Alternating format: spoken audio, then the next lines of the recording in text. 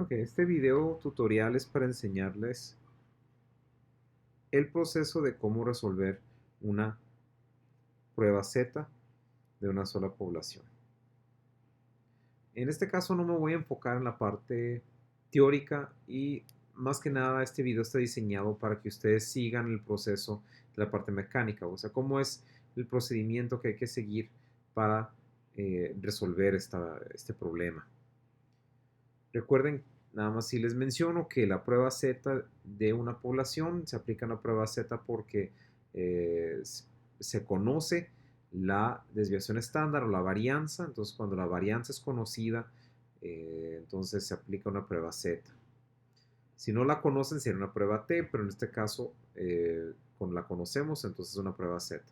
Es una sola población porque no estamos comparando dos muestras diferentes, sino que nos interesa únicamente compararlo contra un promedio hipotético. Bien, entonces leamos lo que dice el problema. Dice, un director de un colegio presume que sus estudiantes tienen un CI, o sea, un coeficiente intelectual por encima del promedio.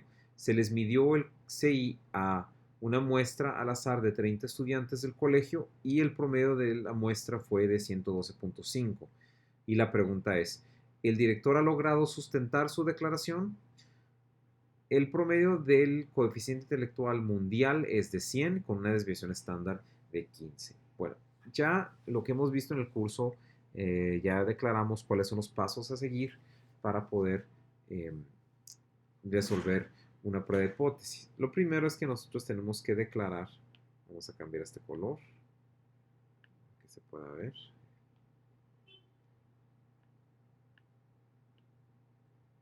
Okay. Lo primero que hay que establecer son establecer las hipótesis.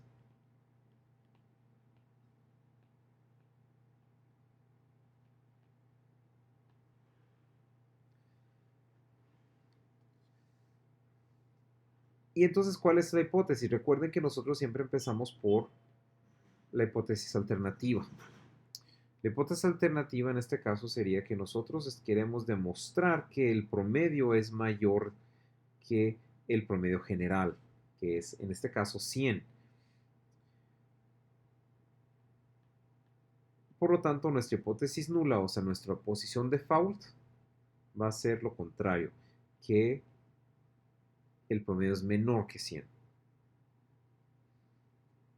Ya teniendo eso, entonces nosotros podemos empezar a declarar nuestra regla de decisión. Para el caso de la prueba Z es bastante fácil, ¿verdad? Porque por lo general son números que ya están establecidos, son inmóviles, entonces eh, siempre vamos a utilizar el mismo límite y casi siempre anda rondando por el 0.05 para su alfa o para 0.1 o 0.01 de alfa.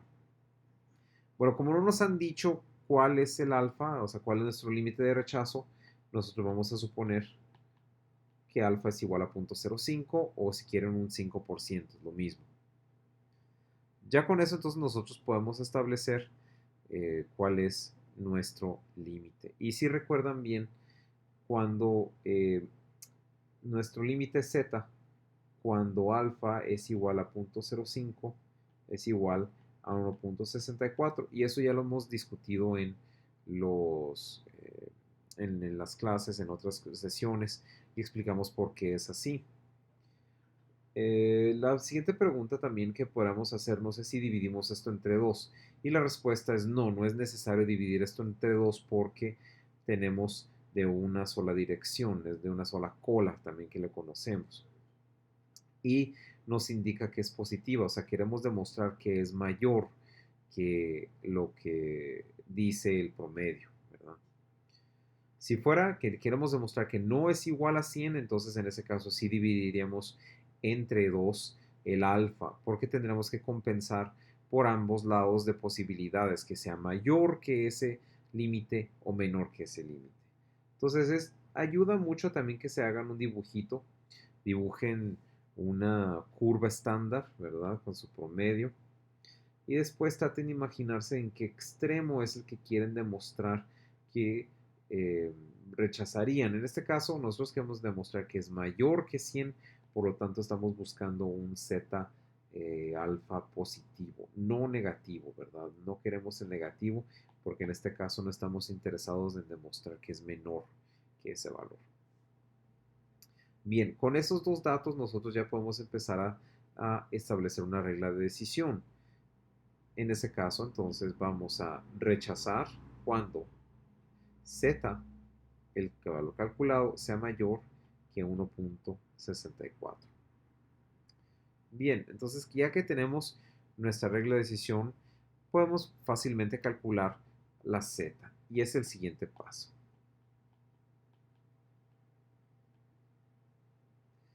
Bien, vamos a plasmar todos los datos que tenemos. Recuerden que la fórmula de z es igual al promedio de la muestra menos el promedio al cual queremos comparar o el hipotético sobre la desviación estándar y la desviación estándar sobre la raíz cuadrada de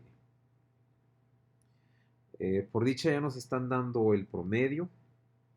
Nos están diciendo que el promedio es igual a 112.5. No sabemos también que nuestro promedio al cual queremos comparar es igual a 100. Y la desviación estándar de 15. Y fue una muestra al azar de 30 estudiantes. Entonces es bastante simple. Lo único que hay que hacer ahora es reemplazar los datos. Dentro de la fórmula tenemos que z es igual a 112.5 menos 100 sobre 15 sobre la raíz de 30. Vamos simplificando y obtenemos que d el numerador es igual a 12.5 sobre, aquí, 7. Mentira.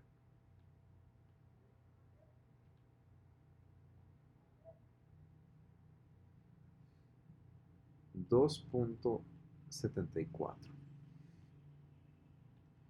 Y eso nos da 4.564. Listo. Entonces ya con esto podemos decidir.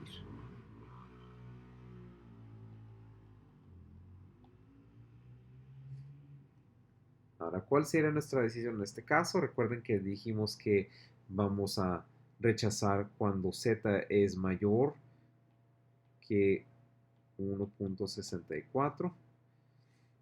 Y en este caso, z nos dio 4.564 y definitivamente es mayor que 1.64, por lo tanto vamos a rechazar con alta confiabilidad porque sí se aleja mucho de nuestro límite de 1.64.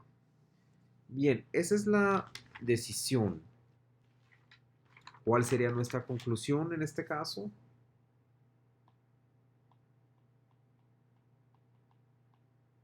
Nuestra conclusión en este caso sería que sí, los estudiantes tienen un mayor CI en promedio que la población en general. Esa sería la conclusión.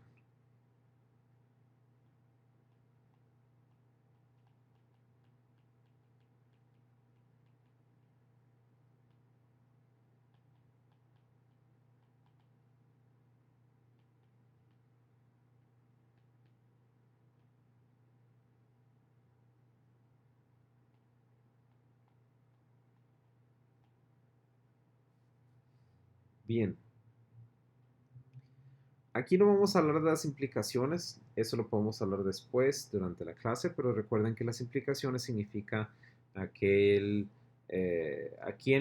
podría importarle, y las implicaciones pueden ser variados, dependiendo de la situación y la circunstancia. Un ejemplo puede ser que el director está tratando de promover más su colegio como un colegio élite y que está buscando cómo colocar a estudiantes en las universidades más prestigiosas eh, digamos, de donde sea este colegio. Ese es un ejemplo de una implicación, ¿verdad? Obviamente no es la única, puede haber otras implicaciones, puede ser que lo quiera utilizar para promover más ingresos de estudiantes, para poder subir colegiaturas, para poder apoyar programas, no sé, todo depende de la circunstancia que quieren mostrar, pero la conclusión por mientras es eso y las implicaciones pueden ser variadas. Usualmente también nos interesa calcular cuál es el valor P. Algunos ejercicios les van a pedir que calculen ese valor P. ¿Cómo podremos nosotros calcular ese valor? Bueno, nosotros para poder calcular ese valor, recuerden que tenemos que buscar en el cuadro al final de su manual, en el cuadro de la distribución Z. Y si recuerdan bien, el cuadro de la distribución Z les dice siempre cuál es el valor, ¿verdad? En el cuadro, ¿verdad? Un valor X.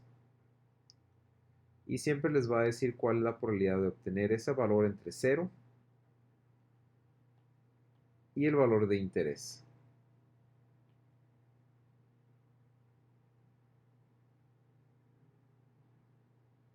Entonces le va a dar el área bajo la curva que está aquí sombreada. Muy bien, entonces vemos en nuestro cuadro, ¿verdad? Vamos a ver el número que nosotros obtuvimos, que en este caso fue 4.56.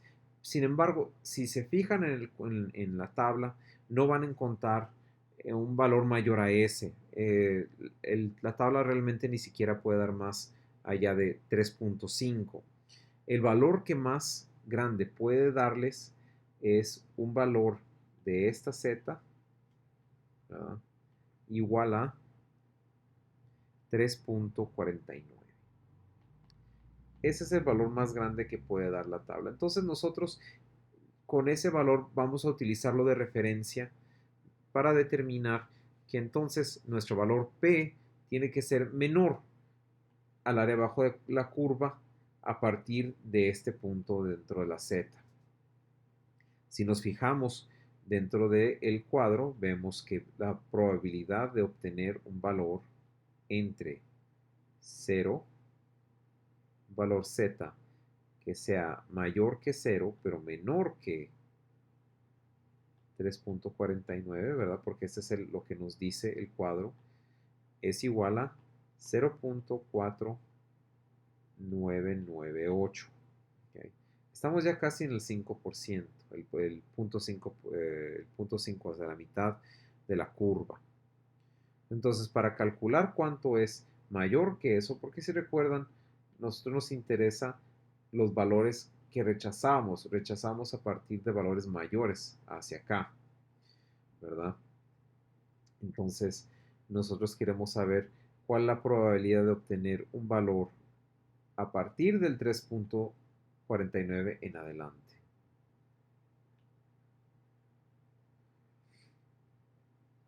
Por lo tanto, la probabilidad de obtener un z de 3.49 o mayor tiene que ser la mitad de toda la curva menos, menos la proporción que acabamos de obtener dentro del cuadro. Y lo que resta es la probabilidad de obtener ese valor mayor.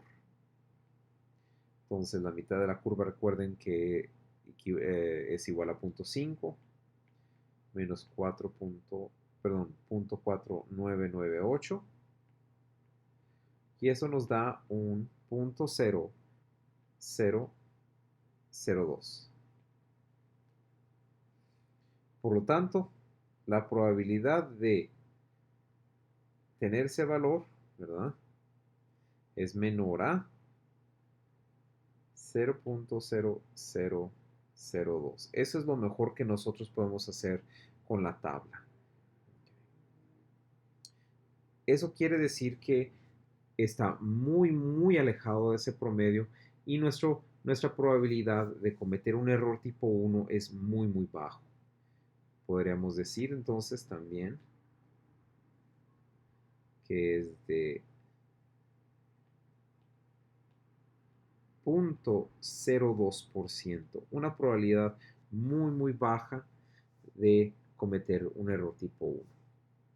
Ok, muy bien, termina el tutorial aquí.